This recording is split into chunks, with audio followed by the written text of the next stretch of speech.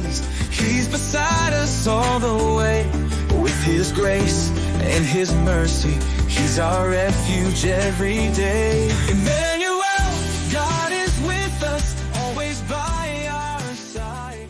Welcome to The Explainer. Today, we're digging into one of the most famous invitations ever offered. It's a promise of rest that, for a lot of people, brings up a really tough question. What if a single word, totally lost in translation, changes absolutely everything? All right, let's start with a passage from the Gospel of Matthew that many of us know well, words that are meant to bring a deep sense of comfort. You hear that, and it sounds amazing, right? A promise of rest, an easy yoke. But let's be honest for a second. This can create a real conflict in our minds when we look at our own lives. And that is the big question, isn't it? This apparent contradiction is the mystery we're going to try and unravel today. And to solve it, we first have to really understand that key word, yoke. What on earth did it mean in its original context? So, you hear the word yoke, and you probably picture a big wooden beam on a couple of oxen, right? Well, in the first century world, that word meant so much more than that, especially within Jewish culture. And what's really fascinating is that taking on a yoke wasn't seen as a bad thing. It wasn't about being trapped. It was often viewed as a privilege, a responsibility that you willingly accepted as a way to honor God and walk in His path. So Jesus comes along and draws this really sharp contrast. He points to the heavy, crushing burdens that other religious leaders were putting on people, and then He offers His yoke. So, what's the difference? What makes His yoke so special?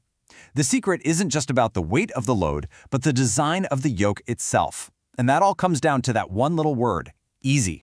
Okay, this is where it gets really interesting. To truly get what easy means here, we have to throw out our modern definition for a minute and go all the way back to the original Greek. And when we do, we find this incredible connection to Jesus' own life as a craftsman. And here is the key discovery. The word is Christos, and it didn't really mean effortless, not at all. When you look at other historical texts from that exact time period, you see this word used to mean something more like useful, well-suited, or beneficial. The whole focus is on a perfect fit, not a lack of effort. You see how that just completely reframes the entire promise? It's not about escaping challenges or responsibility. The work doesn't just disappear. No, instead, it points to something that has been masterfully made for its purpose. Imagine a tool that was custom-made for you, that fits just right, designed by a master who knew exactly what you needed. And that brings us right to the heart of the idea. Let's connect the dots between the meaning of Christos and the work of a master craftsman, a carpenter, or as he would have been known back then, a tekton. This changes everything. Think about it. A skilled carpenter knows a poorly made yoke will chafe and injure the animal. Now think about us. Every single person is different. We have unique shapes, unique strengths. A master craftsman wouldn't make a one-size-fits-all yoke. No way!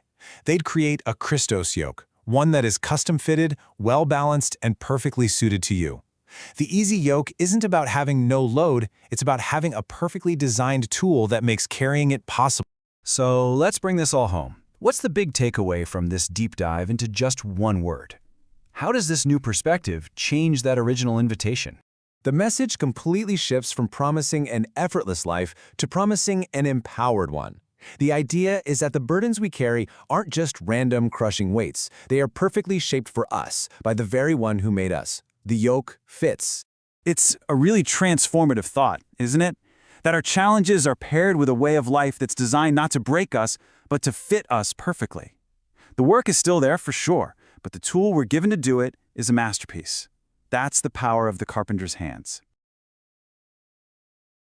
In His love we find our strength. In His peace we find our way. Immanuel, God is with us, leading us today. With His word, He speaks to us, fills our hearts with light. Through His music, His whispers, He's our comfort in the fight.